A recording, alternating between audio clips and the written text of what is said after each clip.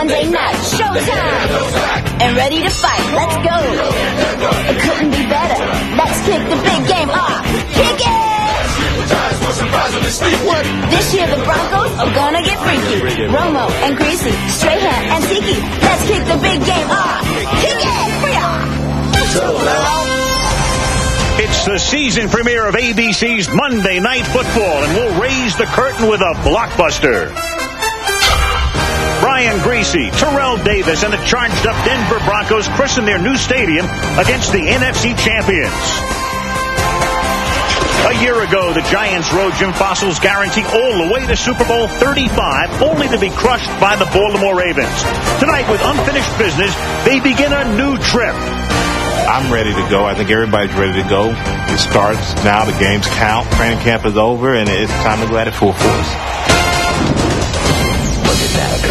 Monday Night Football, year 32. It's cooler than me and hotter than you. The Giants and Denver, what could be better? Let's kick the big game. Let's kick the big game. Let's kick the big game off. Come on! Are you ready? Kick it! Ready for this? Here we go.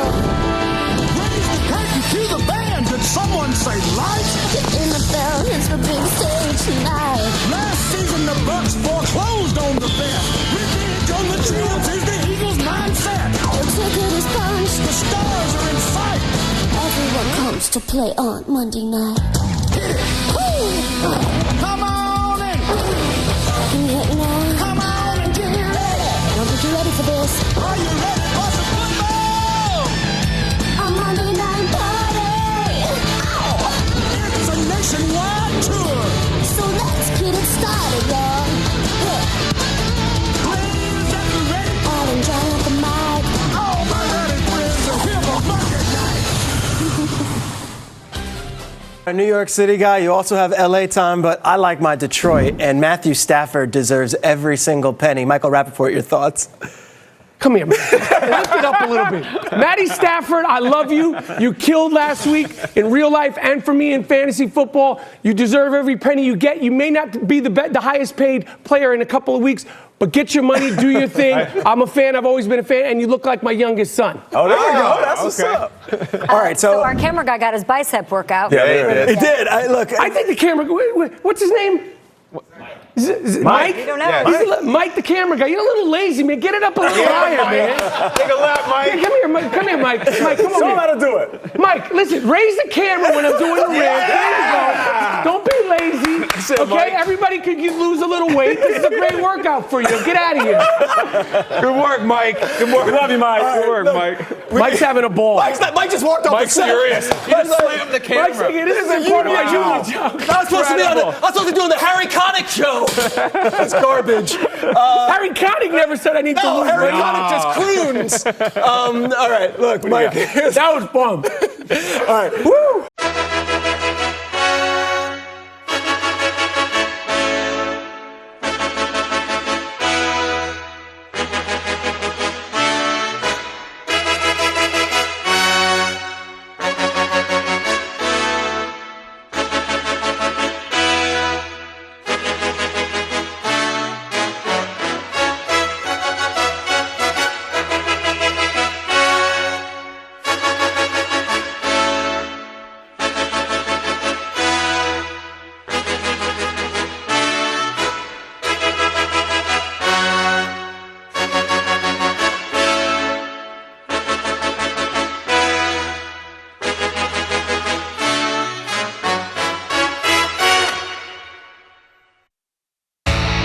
Everyone has a fantasy.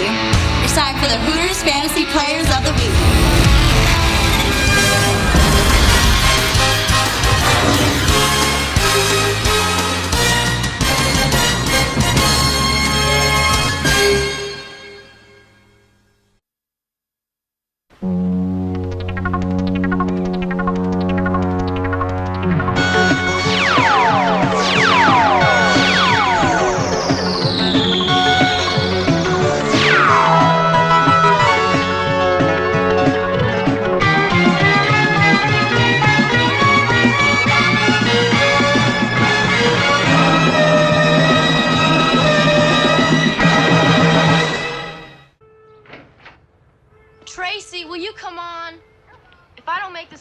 all. Somebody else will get the job. So, what else is new, Lucky?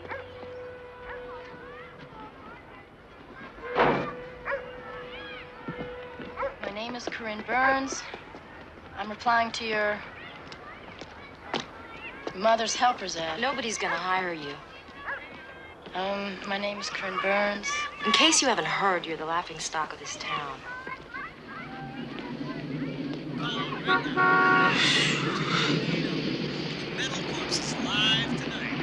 Can I get a lift to town? I'll see you at rehearsal.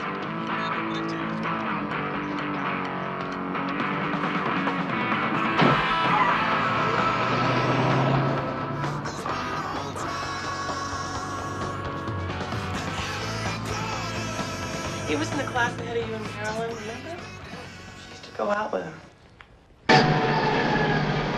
We're the #1 rock and roll group in the world, and we are going to see that everything is going to be different. It's all got to change.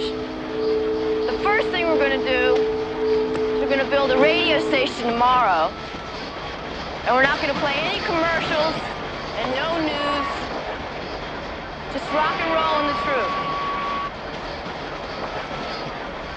1, 2, 3, 4!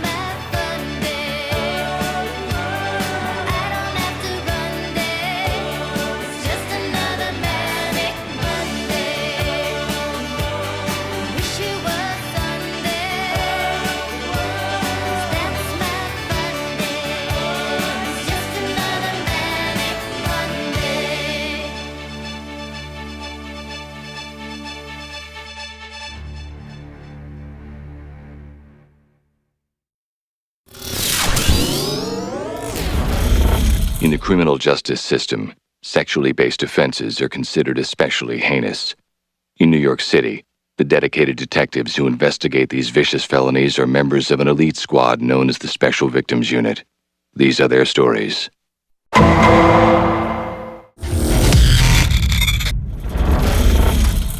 Hey. This girl last night, halfway through our date, I realized I already slept with her. women in New York, and now you're just going around again? Yeah, but that's not even the weird part. I don't think she remembered sleeping with me. Like, you don't remember sleeping with her. Yeah, but she should remember sleeping with me. I am very memorable. You guys know. What? How do we know? We've never slept with you. And whose fault is that? What's the big deal? You forgot, she forgot. Maybe you were having an off night. Hey! I never have an off night, okay? Although, sometimes if I'm a little bloated, I don't feel that sexy. But even then, I'm better than most. Hey, why don't you just let it go and ask her out again? Yeah, you're both so slutty, you don't even remember who you slept with. You're made for each other. Interesting. Yeah. All right, well, I'll go out with her again, and I'll try to get past it. Yeah. No salt bloating. Joey? What? Joey, you don't think sharks are sexy, do you? No? Wait a minute, what was The Little Mermaid?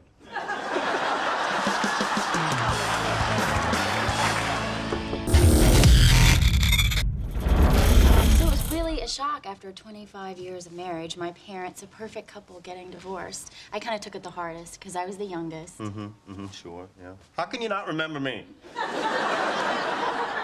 What? How could you not remember that we slept together? What?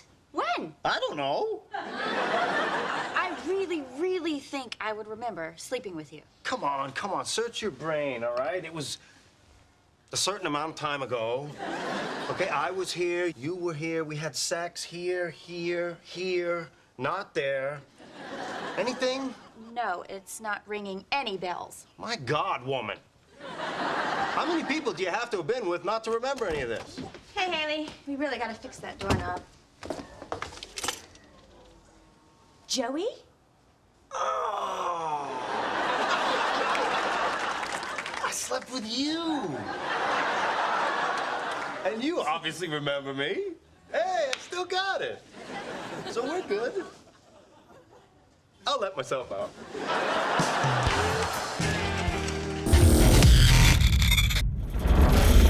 What is the matter with you?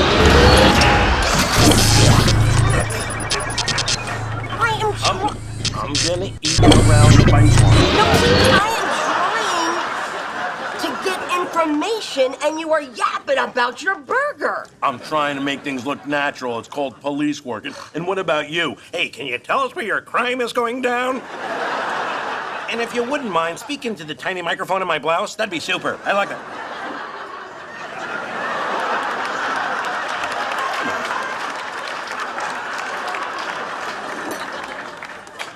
You got problems, you know that? Oh, I got problems. Yeah, I told you this was a bad idea. It's a very good idea. I got us the information we need. You have your own mic, stupid. Get off it. You know what else I got? I got 2 burgers. I got a vanilla malted salad for my wife. By the way, we got a pretty big tab out here, so if you can run out a debit card.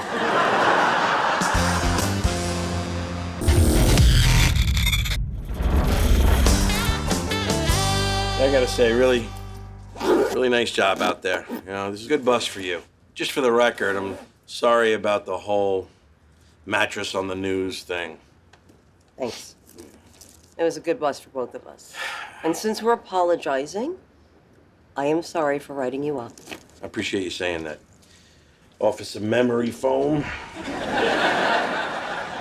Yeah, and by the way, you had food on your shirt the whole time. Yeah, that was the steel focus from the amount of eye makeup you had on. You're like, oh, hey! Whoa. Okay. You know what you should do? You should try to get a job sweating professionally because you do it really well. Yeah, I might do that. I might just do that.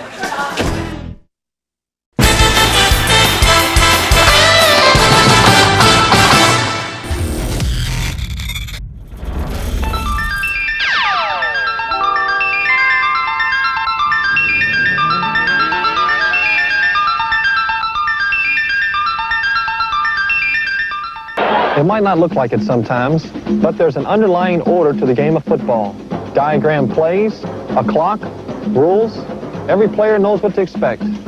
Life doesn't work that way. There are hidden tragedies beyond our control, and no one to call timeout or throw a penalty flag. Retinitis pigmentosa is a hereditary eye disease that strikes without warning. Hundreds of thousands of people have RP and other inherited eye diseases. That would fill a lot of football stadiums. We don't know the cause or the cure, just the symptoms. Night blindness and tunnel vision, followed by a gradual loss of sight. The RP Foundation is sponsoring research in many hospitals and universities. They've started a retina donor program, improved diagnostic techniques, and helped with vision aids. And there are RP information centers all over the country. If you or a member of your family has RP, contact your local RP chapter. From Derek Carr, Dak Prescott, Marcus Mariota, Jameis Winston, Cam Newton, Carson Wentz, Jared Goff, of course, Andrew Luck when he's healthy, Mitch Trubisky, Pat Mahomes, Deshaun Watson, they're all coming maybe in the next couple of years. I'm just telling you, there is young talent at the position in the NFL. So why do fans expect there to be an abundance of franchise caliber quarterbacks to choose from? Okay, well, I'll answer this first. Yeah. First off, let's get an abundance of Super Bowl franchise owners, general managers, and people who run the front office. How about we do that first? Then let's find 32 coaches and offensive coordinators who can help out the quarterbacks, because there's a tremendous shortage of those people. We saw it with Jared Goff. Look how he looked in week one. He never got close to that last year. And I take exception. Tyrod Taylor, I think, has played extremely well. Amen. The 2 years up in Buffalo, gets no credit. Amen. And we're going to find out about the two you said. Now, the other thing is, we put too much on the quarterback when it's a lot about the franchise. It's his record if they're 3-6. Now, I'll say this right? one. I'll bring out two names, Matt Stafford and Sam Bradford. You know, people talk about them like they're just fly-by-night quarterbacks. These guys are really talented. They're Super Bowl quarterbacks. They just got to be in a situation where the team is capable of winning the Super Bowl. So, and the talent at the top for the quarterback position in the NFL, Boomer, you know, I've never seen anything like it. There are some phenomenal throwers of the ball and athletes back there playing the position. So I disagree totally about, there's just not enough quarterbacks to go around. Yeah, because, look, Father Time, it's undefeated, right? So when you think about Tom Brady, when you think about Peyton Manning, when you think about Phillip Rivers, Eli Manning, those guys, sooner or later, they got to go. And this new era that we're starting to see, it's a new era. It's a new day. And so when you ask yourself, am I still excited? Absolutely, I'm still excited. And you're still excited because? Why am I still excited? In 2000, we had Tony Banks and Trent Dilfer, which was on nobody's radar. And nobody counted us to say, these guys can go win a Super Bowl. So when you put these quarterbacks up there to say, well, we have no chance, I beg to differ a little bit, right? Because I don't believe, I understand, I'm sitting next to quarterbacks. I understand how important the quarterback position is, but let me explain something to you about the quarterback position. There's another quarterback on the other side of the ball as well that can take teams deeper into the playoffs. Defense wins championships. Offense wins. At the end of the day, though, I'm just going to say this. At least half of the league is young, up-and-coming quarterbacks. And next year, there'll probably be 3 or 4, if they all come out, drafted in the first round as well. So I think sometimes we overreact. And I know if I'm a fan of a team that really isn't the Patriots, or it isn't the Green Bay Packers, or maybe the Giants or the Cowboys. Or the Steelers. Something like that has an established quarterback, I got to wait. I got to sit and wait. Now, if I'm a team like the New York Jets, I got problems because I don't have answers right now to the long-term future and the solution at that position. I got to say this last thing here. That list you put up there now, it's misleading because most of those guys are in that position now starting, but there's somebody behind that's going to take that job that's already a high draft pick or whatever. Or in the case of the Colts. Or the Colts, Andrew Luck is hurt. So I have 2 takeaways from what you're saying. One, give me a coaching staff that knows how to maximize the talent that quarterback does bring to the table. Am I correct? Absolutely. And number 2, that our crack staff in putting that list together has no cracked. idea. No, they're cracked. They're cracked. Definitely. They're cracked. From lesser-known quarterbacks, we turn to one of the most recognizable players in the game. That would be Mr. Well, there Cam you go, Newton. right here. And coming off last year's difficult season, Superman, if you will, was looking to begin the new one in style at San Francisco. Boy, you guys got fired up about that. I felt like Ray Lewis there. Man, I give a speech. That was good. How'd I do, Ray? It's some guys who deserve some love that grabbed our attention that, they're probably going to be a thing this year. So let's take you guys through some of these guys. The first player that caught my eye is a guy who crushed it all preseason long. It is Kenny Golladay. Yeah. He won't go away. Kenny Golladay. He has the catch radius of a pterodactyl, this guy. He can win at the catch point in contested situations, and he continues to do that. He had a beautiful, beautiful grab, guys, and he's a huge target, 6'4", and next week it's the Giants on Monday night. But 4 catches, 69 yards, 2 touchdowns. This is a beautiful Look one at right this. here. What? Just chilling at the Golladay Inn. So, Matt Stafford, is it? I mean, he found his guy. Well, he has a few guys. Okay. He has, of He only had course, 6 Marvin targets. Jones and, of course, Golden Tate. But Matt Stafford is a guy that leans on 3s and 4s because he understands defenses. He played with Calvin Johnson for a long time. So if there's a guy that's going to focus on their number 1 and 2, he wants that mismatch problem. And what you're saying, Kay, is right on. You got a big target, young guy who's going up against 4th-tier DBs. He's going to eat all season. There is a stampede right now to the waiver wire to get Mr. Golladay. Everyone's going to have switchblades. Everybody wants them. You're saying that, but I'm going to guess the number 1 waiver wire grab goes by the name of Tariq Cohen. Guys, take a look. The Giants looked like the worst team in the NFC East last week, but it's week 1, okay? I didn't see you didn't have a great week either, Kay. Okay, so it's week 1. You know, the Giants I did defense better than you. You did better than me. Yes. But I think the Giants are going to be fine. The offensive line makes me very, very nervous. Odell will obviously bring a lot back. The defense didn't play good. It's the Cowboys. We beat their butts twice last year. We'll be back with them later on. The Giants will be fine. Okay, hold on. Cameraman, don't you go anywhere. Let's talk about the Cowboys. You beat their butt twice. The Cowboys got that dub first week. Are the Cowboys the best team in the league right now?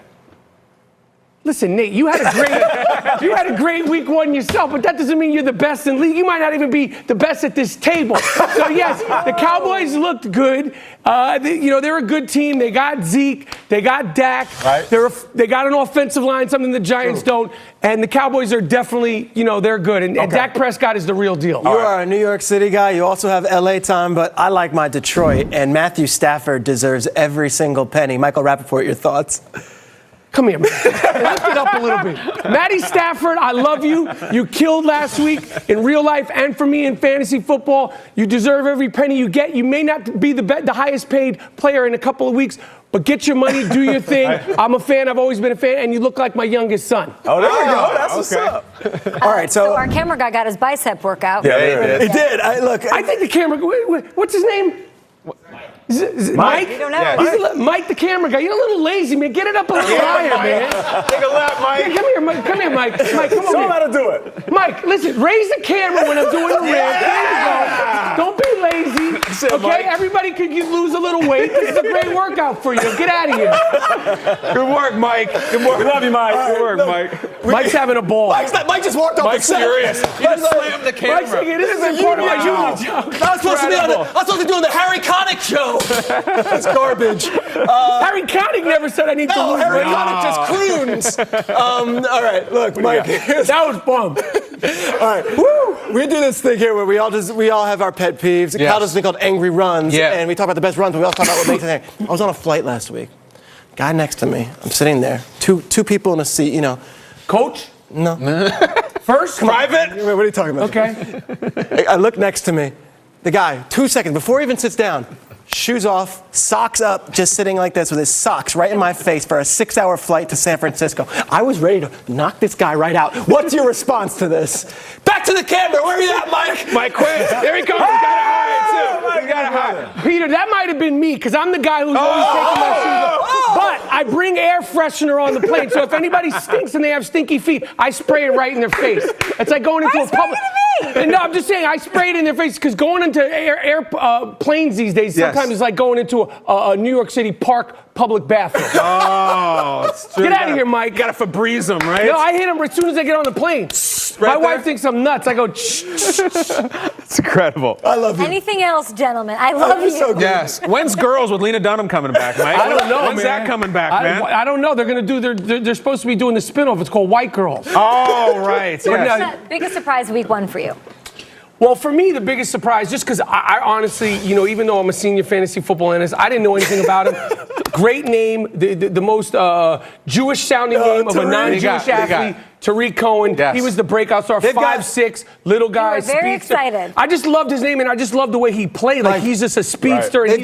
They've got an Eddie Goldman and a Tariq Cohen on the Bears. Neither one Jewish. Man, I thought we were so close, man.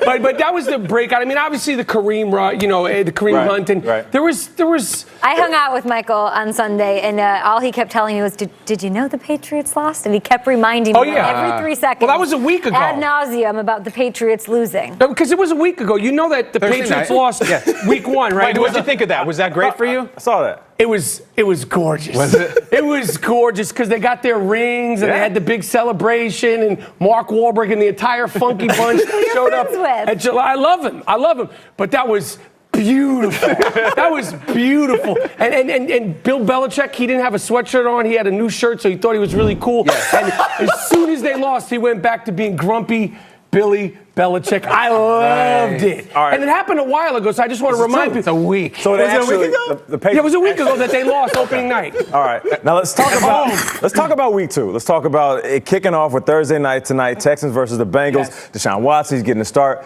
They benched Tom Savage. I mean, what are your thoughts on that whole game, especially on that offensive side for the Texans?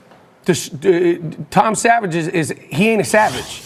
You know you're a football player. Right, there's got to be, no matter what you are, you got to have savage in you. Right. He ain't no savage. Right. I think they should have never even started him. I think they were placating him. I think Deshaun did well. Obviously, he's probably never come off the bench in his life. It was a weird thing. He did okay. I think he'll do better. Right. And they benched him. Michael, our camera guy's balancing the camera on his head. Just in case. Just in carrying case a water jug. Mike's the man. Just stay close. And yeah. Mike, you were kicked out of the Howard Stern Fantasy League? No, I'm back in. Talk to the You were suspended?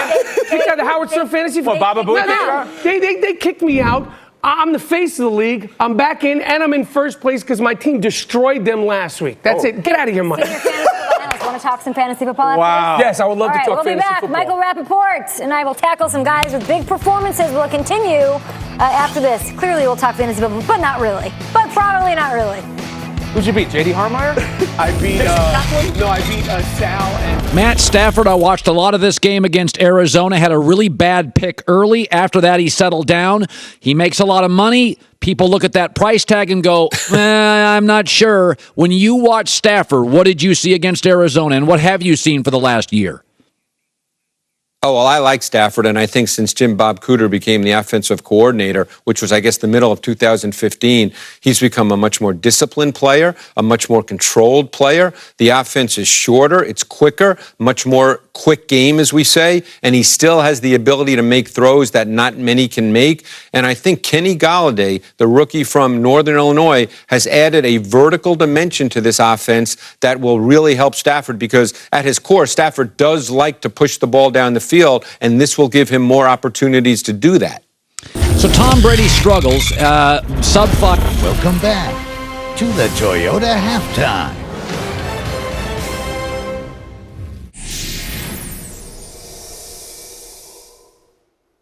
Welcome back. Joined now by Matthew Stafford, quarterback of the Detroit Lions. And Matt, week 1 in the NFL, touchdowns were tough to come by, but you threw for 4 of them.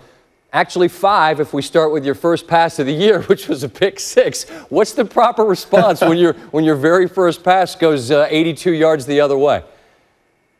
It's not fun. Not the way we wanted to start the year, especially myself turning it over for a touchdown. No fun, but good little bounce back. Got 4 in the bag after that, so just happy to get out of week 1 with a win. Kenny Golladay, this rookie out of Northern Illinois, is a name that we heard in preseason, but frankly, that happens every year. There's a guy that you hear some chatter, oh, this guy might help out. Well, he scored not 1, but 2 of them. When did you know, Matt, that this guy had it and might be able to contribute for you all? We've seen him progress. Early in the spring, he looked, very much like a rookie, and, at certain points in the game still did, but when the ball's in the air, the guy's got a knack for going to get it.